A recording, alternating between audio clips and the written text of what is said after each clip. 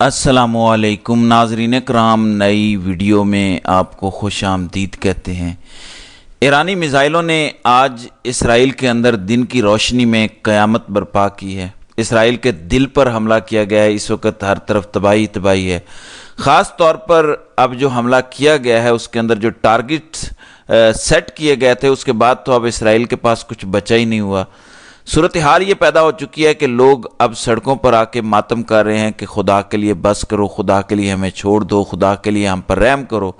یعنی ابھی سے رحم کی بھیک اور اپیلیں شروع ہو چکی ہیں۔ بڑا خطرناک حملہ ہوا ہے۔ اہم ترین تفصیلات ہیں جو اس ویڈیو میں نے آپ کے سامنے رکھنی ہے، لیکن سب سے پہلے آج پاکستان کی سپریم کورٹ پاکستان کی امنگوں پر جس طرح سے پوری اتری ہے، پوری قوم کو پتہ ہے سپریم کورٹ سے کیا ہونا ہے، اور سپریم کورٹ نے پھر وہی کیا ہے۔ قوم کو مایوس ہی نہیں کیا، قوم کی ڈائریکشن ہی تبدیل نہیں کی، انہوں نے اسٹیبلشمنٹ کے حق میں فیصلہ دے کے، خفیہ ایجنسیوں کے حق میں فیصلہ دے کے ایک دفعہ پھر سے اپنا گھٹیا مکروہ کردار اور ریکارڈ برقرار رکھا ہے۔ اندازہ کریں جس ملک کے اندر کوئی سیشن جج یا سول جج نہیں، ہائی کورٹ، وہ بھی کیپٹل یعنی دارالحکومت کی ہائی کورٹ، اسلام آباد ہائی کورٹ، اس کے 5 بڑے چوٹی کے سینئر ججوں کو انصاف نہ ملے، 5 ججز جہاں پہ کیس ہار جائیں، پھر وہاں کسی جنگ کی ضرورت نہیں ہوتی، وہاں پہ پھر کسی میزائل کی ضرورت نہیں ہوتی، معاشرے ویسے ہی ہار جاتے ہیں،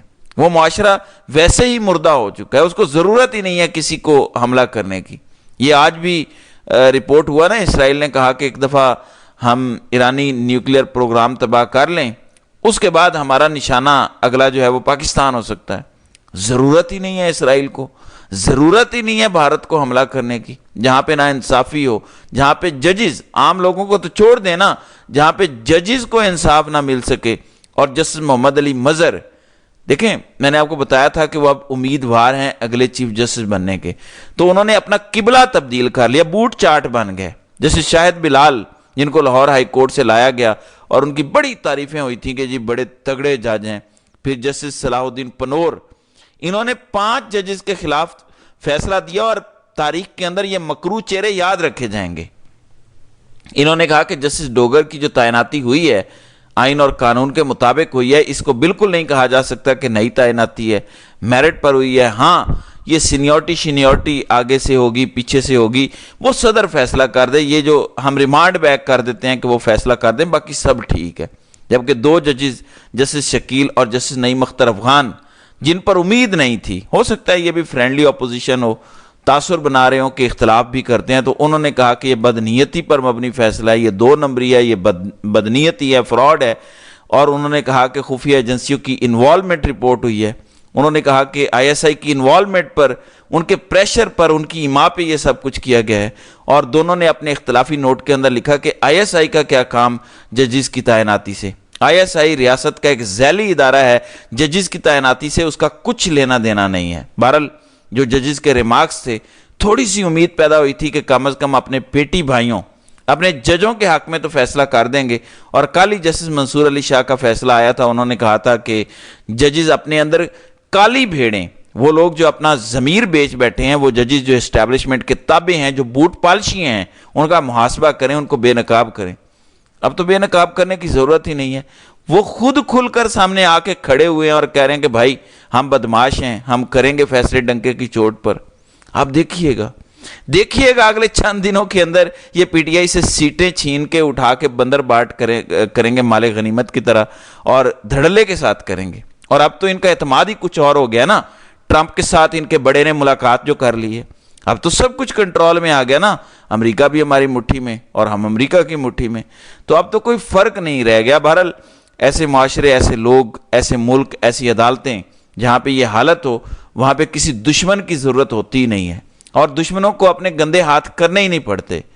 وہ کہتے ہیں کہ خود ہی یہ تباہ ہو جائیں گے، یہ جو کر رہے ہیں ہمیں ضرورت ہی نہیں ہے ہاتھ گندے کرنے کی، تو یہ جو کر رہے ہیں یہ ہمارے لیے بہتر ہے۔ بہرحال ایک ویڈیو اس وقت رپورٹ ہو رہی ہے، اللہ جانتا ہے یہ AI کی ویڈیو ہے یا اوریجنل ویڈیو ہے۔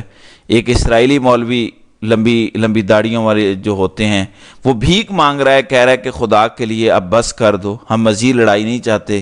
سچی ہے جھوٹی ہے ویڈیو، کچھ لوگ کہہ رہے ہیں کہ AI سے بنی ہے۔ بہرحال وہاں پر لوگ منتیں اور ترلے کر رہے ہیں، پینک تو ہے، لیکن اگر غزہ کے وقت یا اس سے پہلے انہی میں سے 50,000 لوگ سڑکوں پہ آ جاتے اور وہاں ان لوگوں کے حق میں بولتے کہ غزہ پر یہ ظلم نہ کرو، تو آج ان کے لیے یہ صورتحال پیدا نہ ہوتی اور دنیا کے اندر بھی خاموشی رہی۔ دیکھیں، یورپی ممالک خاموش ہیں، دنیا کے بڑے بڑے ممالک خاموش تماشائی بنے ہوئے ہیں۔ کیوں؟ انہوں نے کہا کہ ذرا دیکھیں نا، ذرا ان کو پتہ چلے، انہیں غرور تھا، یہ کسی کی بات نہیں سن رہے تھے، اور ایران کہہ رہا ہے کہ ابھی تو ہم نے کچھ کیا ہی نہیں ہے، ابھی سے کیوں رونا شروع کر دیا؟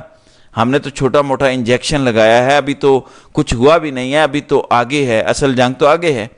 اور عالمی میڈیا بھی رپورٹ کر رہا ہے کہ اصل جنگ تو ابھی ایک ہفتے میں شروع ہوگی جب امریکہ آئے گا، اور باقی پھر کیا ہوگا۔ بہرحال اس سچویشن کے اندر مودی اور بھارتی پس گئے ہیں۔ چھوڑ دیں کہ ایرانیوں کے ساتھ کیا ہو رہا ہے یا اسرائیلیوں کے ساتھ کیا ہو رہا ہے، بھارتی مارے گئے ہیں، یا ایران کے اندر جو ہے وہ 80-90 ایجنٹ جو ہے وہ ایرانین آرمی نے پکڑے، اور انہوں نے کہا کہ موساد کے لیے کام کرتے ہو۔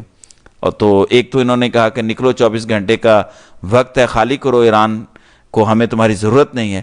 اور اب اسرائیل سے ایک ویڈیو آئی ہے جس کے اندر، کیونکہ وہ سارے بنکر بھرے ہوئے ہیں نا، ٹرین کے اسٹیشنز بھرے ہوئے ہیں جہاں پہ لوگ چھپے ہوئے ہیں، دن رات وہاں گزارتے ہیں، اور اب تو ایک ویڈیو آئی، اسرائیلی فوجی بجائے لڑنے کے وہ بنکروں میں چھپے ہوئے ہیں، میوزک وغیرہ سن کے ٹائم پاس کر رہے ہیں۔ تو ایسے میں بے شمار بھارتی جو اسرائیل کے اندر ہیں، اور بھارت کا تو آج کل دیکھیں نا، مودی کا آئیڈیل کیا ہے جس کو وہ فالو کرتے ہیں، یا تو ہٹلر یا نیتن یاہو کو وہ فالو کرتے ہیں۔ اور یہ جو پیجر دھماکے ہوئے لبنان کے اندر، بھارت کا ہاتھ تھا۔ ابھی یہ جو کچھ سارا کچھ ہوا ہے، بھارت بالکل ایران کے ساتھ نہیں کھڑا ہوا، نہ مذمت کی ہے، وہ تو کھل کر اسرائیل کے ساتھ ہے۔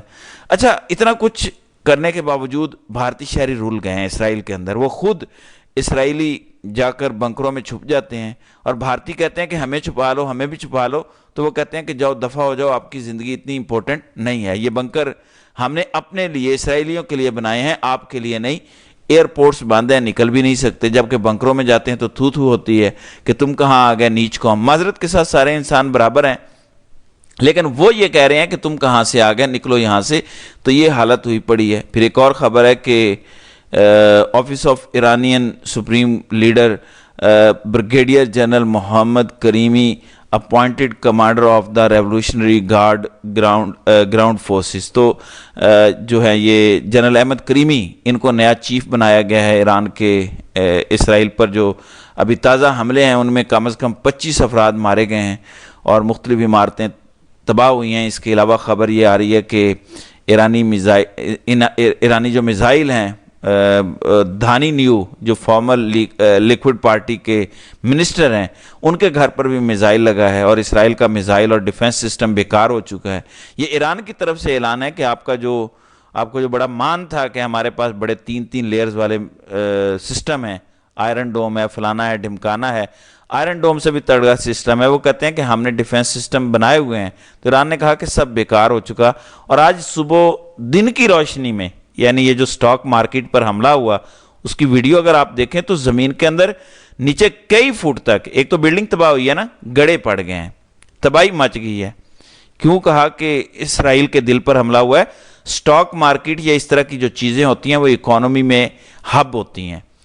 پیسے کی تو ساری طاقت ہے، پیسے سے آپ ہتھیار خریدتے ہیں، پیسے سے آپ لوگوں کے ضمیر خریدتے ہیں، پیسے سے آپ سب کچھ کرتے ہیں، ورنہ کوئی اسرائیلیوں کے 4 کان اور 2 ناک تو نہیں ہیں، طاقت اور پیسہ ہے۔ تو وہ اب ایران اس کو نشانہ بنا رہا ہے، تباہی مچ گئی ہے، ہسپتال بھی تباہ ہو گیا، خفیہ فوجی اڈے بھی تباہ ہو گئے۔ ایون ایک ویڈیو آئی ہے جس کے اندر 4 اسرائیلی بیٹھ کے چینل 14 پر پروگرام کر رہے تھے اور کہہ رہے تھے کہ ہمیں بدترین ایران کو سبق سکھانا ہوگا، ہم ایران کو چھوڑیں گے نہیں۔